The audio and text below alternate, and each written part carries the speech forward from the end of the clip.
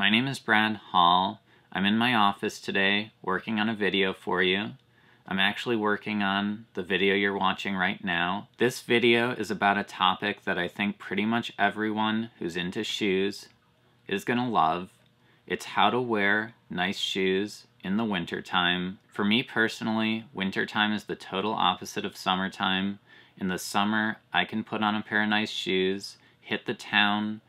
There's so many people out and they're all just staring at my feet, whistling at me, enjoying what kind of show I'm putting on. And that makes me feel really good, and it's a feeling that I want all year long, but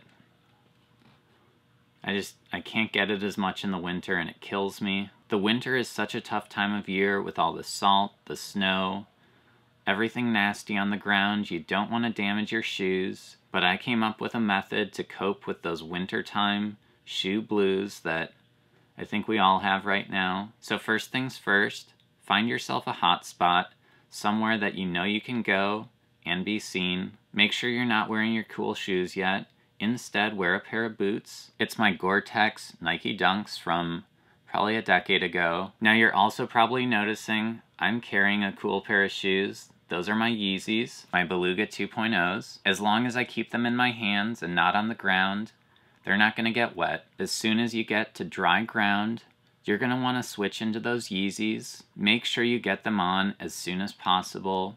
You want to maximize your time that people are going to see you wearing those cool shoes. Once you get those shoes on, my advice, just have a great time. Make sure you walk around, let everyone see you.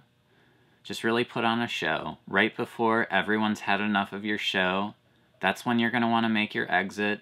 I always say, leave them wanting more. Once you've got your boots back on and your shoes back in your hand, go ahead and head out into the night. You'll probably feel something on your face. That's a smile, and it's because those shoes helped you get noticed. So that's my tip for wearing shoes in the winter without getting them damaged.